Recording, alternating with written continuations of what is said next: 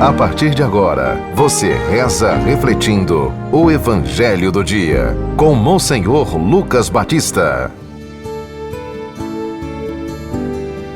Senhor esteja convosco. Proclamação do Evangelho de Nosso Senhor Jesus Cristo, segundo São Mateus.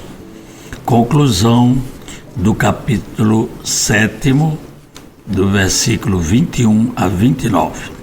Naquele tempo, disse Jesus aos seus discípulos: nem todo aquele que me diz, Senhor, Senhor, entrará no reino dos céus, mas o que põe em prática a vontade de meu Pai que está nos céus.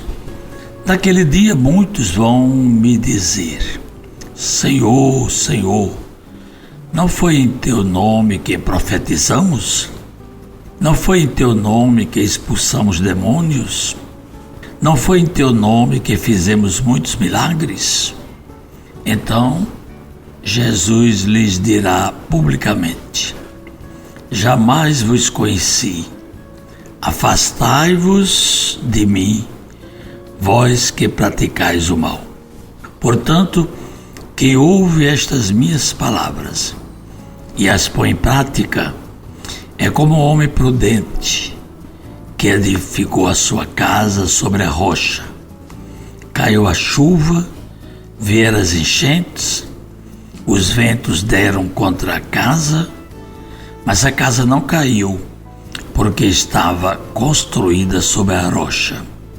Por outro lado, quem ouve estas minhas palavras e não as põe em prática é como um homem sem juízo que construiu sua casa sobre a areia. Caiu a chuva, vieram as enchentes, os ventos sopraram e deram contra a casa. A casa caiu e sua ruína foi completa. Quando Jesus acabou de dizer estas palavras, as multidões ficaram admiradas com seu ensinamento.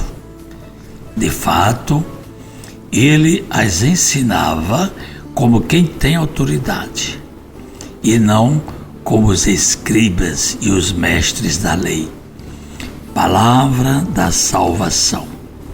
Meus irmãos ouvintes da 91.9, do nosso YouTube e do nosso Instagram.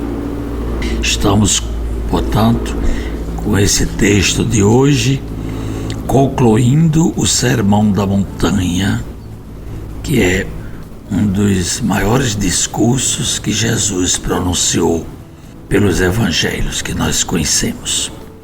E o evangelho, ele é sempre para nós um questionamento, é um chamado para que nós estejamos atentos aos planos de Deus, porque Jesus iniciou o seu apostolado dizendo: convertei-vos e crede no Evangelho.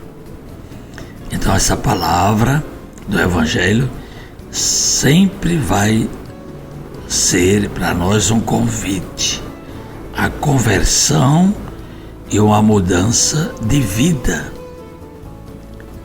que não é só a parte estética, a beleza, mas são os atos, os pensamentos, o comportamento, as atitudes, a fala da gente. Jesus nos ensina uma maneira diferente de viver. Todo mundo quer viver bem, busca a felicidade, mas essa felicidade só será garantida por Jesus, se nós aceitarmos a sua doutrina, o seu ensinamento, a sua palavra, o seu jeito de viver. Aí sim, seremos aquele homem prudente que edificou a sua casa sobre a rocha. A gente encontra na Bíblia essa palavra rocha, pedra fundamental, porque é uma imagem que é usada para significar Jesus Cristo. Ele é o alicerce, nós somos a construção espiritual. Essa casa de alvenaria, essa casa de cimento, de areia, de concreto, ela é apenas uma simbologia. Nós temos que construí-la firme, para quando vier a chuva, enchente, não levar. A gente está vendo agora as enchentes por aí, não é? Levando tudo. Leva mesmo. Quando o rio chega, leva casa, leva prédio. Quando a terra treme, a gente também perde não só os pertences, as coisas materiais, mas também as pessoas. Elas morrem. A gente vê isso todo dia quase. Por quê? Porque não está bem pensada. Não é só construir. Quer dizer, a pessoa não deve construir numa lagoa, na beira de um rio, num riacho, numa terra elevada como as dunas aqui, e achar que pronto, construiu aí, está tudo ok. Não. A gente tem que ter prudência.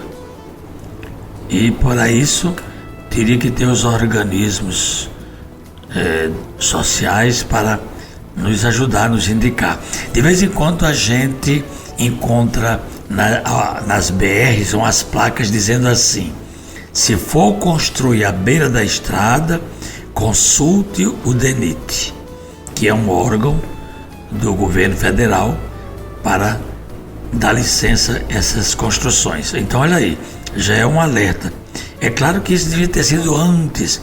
Você está vendo o rio, não construa na beira do rio, porque o rio pode pegar uma enchente. Já tem acontecido, como agora a gente viu no Rio Grande do Sul.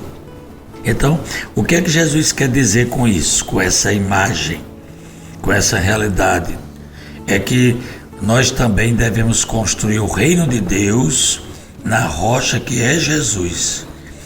O Salmo diz: os pedreiros rejeitaram a pedra angular.